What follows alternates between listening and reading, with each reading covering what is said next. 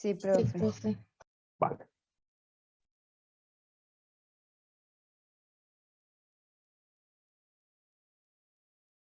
Bueno, ¿qué sucede? Que nuestro curso es un curso medular de la ingeniería química. Es un curso del área profesionalizante, donde al llegar a este nivel debemos de tener un background bastante sólido en los fundamentos, principios y leyes complementarias que han venido discutiendo a lo largo del proceso. Entonces ya no estamos en un curso básico, sino que tenemos que tener claridad en las leyes de conservación o cambio de propiedades extensivas, conservación de la materia, cantidad de movimiento, conservación de la energía, primera ley de la termodinámica, segunda ley de la termodinámica en términos de entropía, leyes cinéticas que nos permiten hablar sobre la velocidad a la cual ocurren los procesos. Y hay que hablar también de condiciones económicas para que sean factibles los procesos, de restricciones ambientales, de restricciones en términos de seguridad, higiene y ambiente. No diseñamos procesos que pongan en riesgo la vida de operadores en plantas, que pongan en riesgo comunidades. Entonces hay que tener muy en cuenta lo que es la responsabilidad social y ambiental de los proyectos que diseñamos a este punto. Hay que tener claridad en leyes estequiométricas, saber muy bien realizar balances de ecuaciones químicas, trabajar con estequiometría, trabajar con relaciones molares, con relaciones másicas, leyes de combinaciones para poder predecir o estimar de una manera muy aproximada, por ejemplo, densidades de mezcla, viscosidades de mezcla, ecuaciones de estado. Todo proceso que modelamos va a estar gobernado por una ecuación de estado donde se establece la relación presión, volumen y temperatura. Pero además de eso necesitamos establecer modelos físicos matemáticos de esos fenómenos, podernos manejar rápidamente entre sistemas de magnitudes y unidades, sistema internacional, sistema inglés, saber realizar análisis dimensional, manejar números adimensionales, Reynolds, Prandtl, Nusselt como tal, saber establecer análisis de las variables de diseño y operaciones, establecer muy bien lo que son los mecanismos combinados de fenómenos de transferencia de masa y de calor. Es por eso que este curso implica que tengamos un buen background de todo lo que ha sido la carrera a este punto. Y por eso es la invitación a que refuercen esos aspectos, refuercen algunos de estos tópicos en caso de que tengan alguna dificultad. Por ejemplo, fíjense, allí les muestro un diagrama de lo que es una columna de destilación atmosférica. Esta es la primera columna de destilación que encontramos a nivel de refinería. Cuando el petróleo se extrae, lo primero que pasa son por unas unidades de separación a nivel de lo que son las estaciones de flujo de bombeo, donde esas primeras unidades de separación se remueven sólidos que puedan tener, se remuevan líquidos que tengan menor densidad o fases acuosas que estén presentes en él, y se remueven también los gases del petróleo como tal. Y luego ya lo que es ese crudo se envía a refinería, donde lo primero que encuentran es un desalinizador, donde en ese desalinizador se remueven compuestos salinos. Luego viene lo que es los hornos de craqueo y luego vienen lo que es las columnas de destilación atmosférica.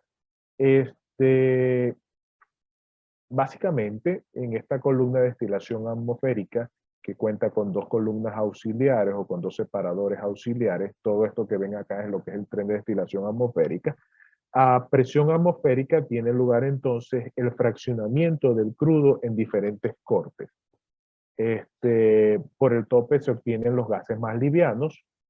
En una corriente intermedia se obtiene lo que es la gasolina directa.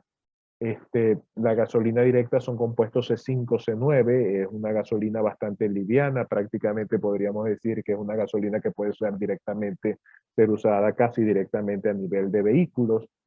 Luego encontramos un corte intermedio, que es la nafta. La nafta también es un corte bastante liviano, que después de una adecuación se constituye también en gasolina para el uso de vehículos como tal. Ya comienzan los cortes más pesados, que es el corte de gasoil, el gasóleo, que se puede posteriormente de unas adecuaciones, de unos tratamiento, hidrotratamiento, hidrosulfuración para remover ciertos compuestos, es lo que viene a ser el combustible para tractomulas, para camiones como tal. Y los cortes más pesados son los que se envían a la columna de destilación atmosférica. Bueno, para conceptualizar este proceso en términos de operaciones de transferencia de masa, hace falta entonces tener en cuenta varios aspectos. Hace falta tener en cuenta primero la composición de la alimentación, de ese crudo que ingresa, la cantidad de crudo que ingresa. Esa columna que ustedes ven allí va a estar constituida por una cantidad de etapas, donde cada una de etapas va a aproximarse a una condición idealizada de equilibrio para lograr la separación. Entonces, necesitamos conocer aspectos de la alimentación, necesitamos conocer balances de materiales, composiciones de las corrientes que salen. Esta viene a ser la corriente de destilado, esta viene a ser la composición del destilado, la composición del fondo de la columna. Necesitamos conocer en términos energéticos calores, calor en el tope que se llama el condensador, en el fondo que se llama el rehervidor, las entalpías de esas corrientes, las entalpías a lo largo de la columna, es decir, necesitamos realizar, en resumen, hasta este punto, balances de materia y energía para resolver el diseño de la columna.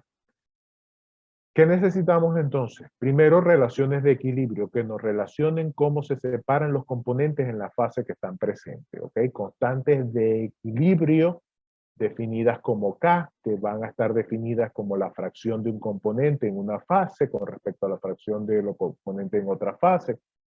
Luego tenemos balances de materia globales, balances de componentes, balance total de materia, un balance de componentes, un balance global de energía, restricciones en la suma de los componentes, la sumatoria de las fracciones molares en cada una de las fases no puede ser mayor que 1, y luego entran ecuaciones que nos describen la velocidad a la cual tiene lugar la transferencia de masa. Entonces hablamos de un flux de masa, un N sub I, unos coeficientes de transferencia de masa, K sub X, y una fuerza de impulsión como diferencia entre la composición que existe en un instante y la composición que habría en la interfaz. Lo mismo aplica para las ecuaciones de velocidad de transferencia de calor, donde ahora vamos a encontrar un flux de calor, unas áreas específicas de transferencia de calor, A sub H, A sub M son las áreas específicas de transferencia de masa, un coeficiente de transferencia de calor y una fuerza de impulsión entre la diferencia que puede tener la temperatura de una fase y la temperatura que habrá en la interfaz.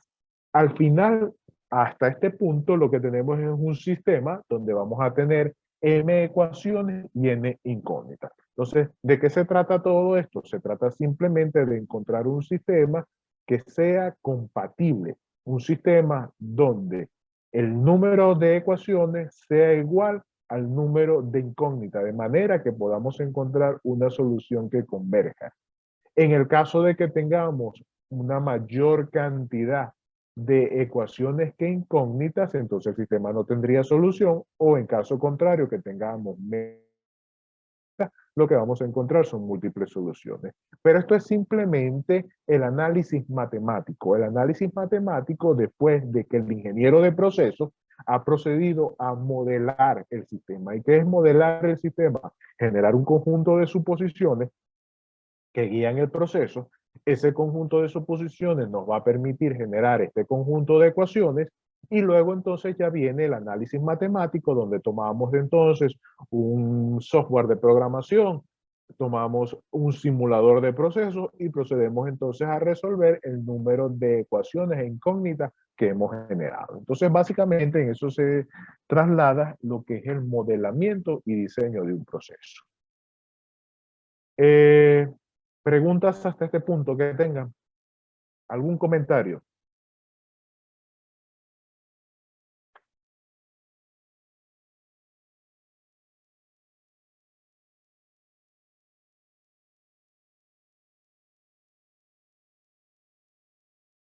¿Me escuchan?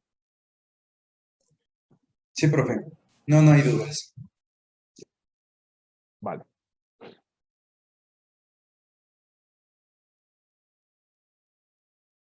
Bueno.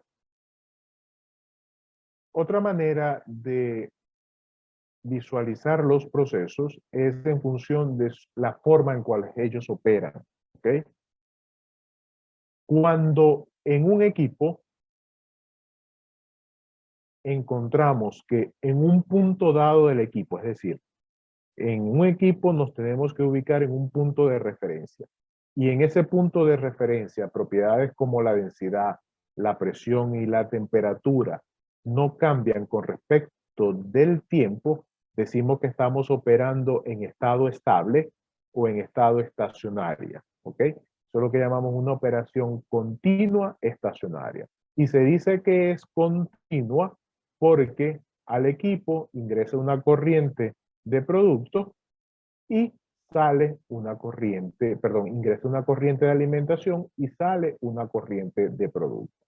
Eso es lo que entonces estamos llamando una operación en estado estacionario. Entonces, repito una vez más, ¿en qué consiste una operación continua en estado estacionario? Una corriente de alimentos, hay una corriente de producto, y si en algún lugar dado del equipo, tomado como referencia,